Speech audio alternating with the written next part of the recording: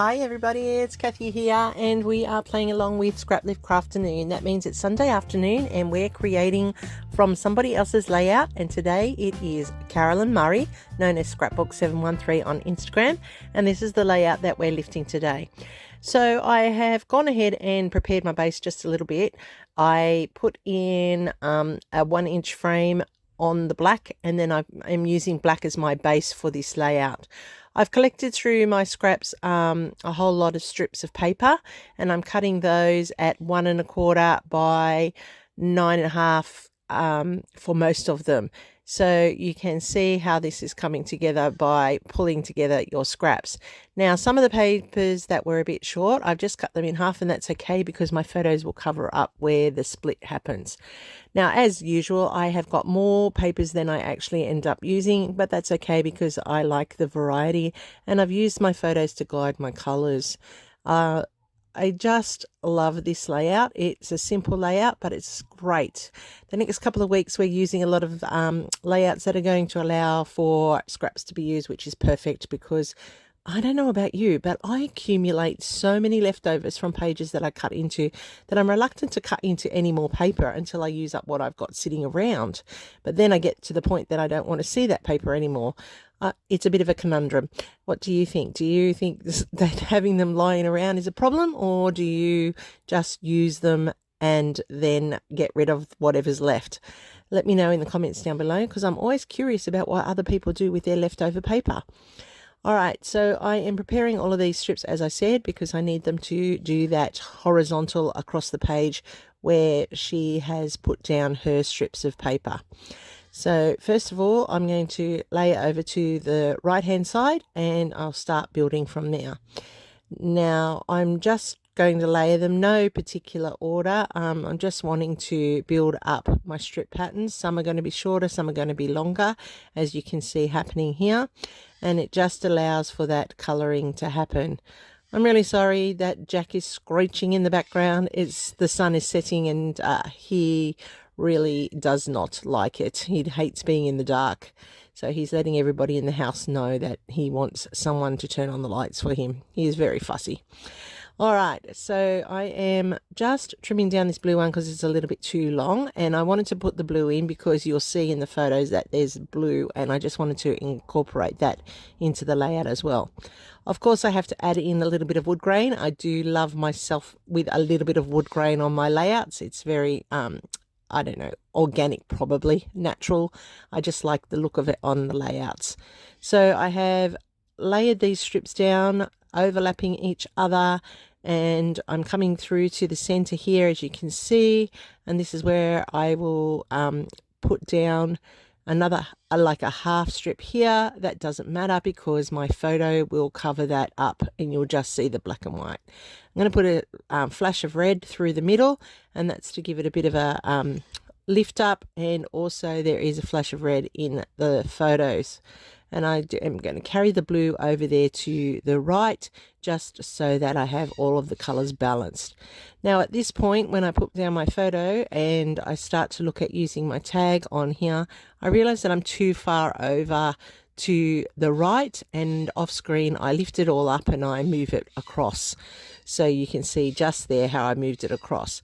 Now I have these two tags, and I'm sure that they are Paige Evans tags from one of her pages.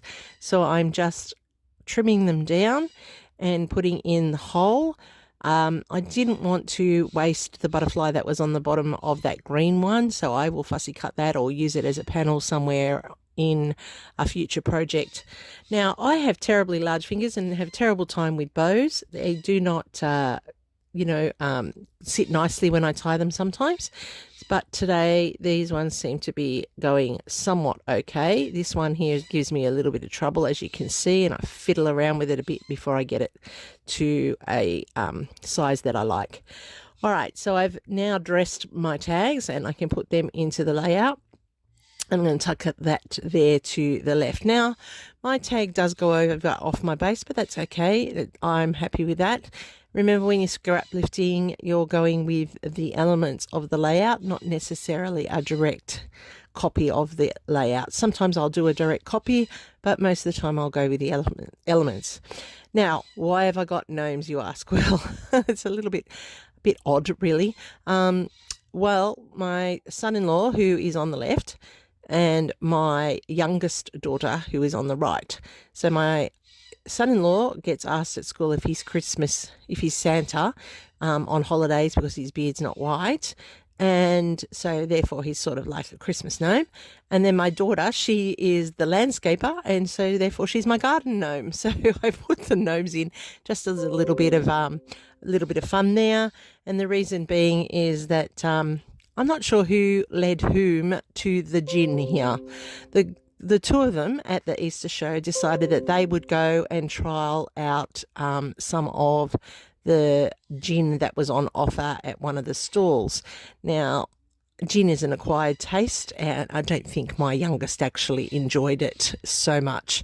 Her brother-in-law and her, which is my son-in-law and my daughter, they are very... they like to coax each other to do things that, aren't always very healthy or very good for them, but they do go to the extreme at times. And this was an example. No one else is the drinkers. They went and tried the gin, but as I said, wasn't to my daughter's taste. She really was not very impressed with it at all. They don't like alcohol very much, my children. They will drink it because it's socially acceptable, but not because they really like it. All right, so I just added in some faux stitching there to the back of that black. So that's what is also in the layout that we're lifting today from Carolyn. But she did hers with hand stitching or machine stitching. I would have liked to have done that, but time was not in my favour, so I've had to use faux stitching. I'm adding in some Nuvo drops here, just at 3 strategic points because I like to set up that visual triangle. I did put in the 3 little dragonflies to help build up another visual triangle, and that way it seems to balance out and your eye will roam around the layout. So there's that cluster there at the top. I do like how this has come together. I really do love the colours. You can see that it picks up the colours in the photos. And I love that title, SIP Happens, Who Influenced Who? And that is so true. I am not sure which one was doing the influencing and which one was doing the following. I think it's a bit of a both way with those two. So here's my layout. I love how it turned out. Everyone on the crew is playing along. If there is all of us here, it's 10 of us. Go and check them all out. Tara has put a list together. You can click on the link and watch every single video. I can't wait to see what everybody else has produced. And hopefully I've earned a thumbs up from you.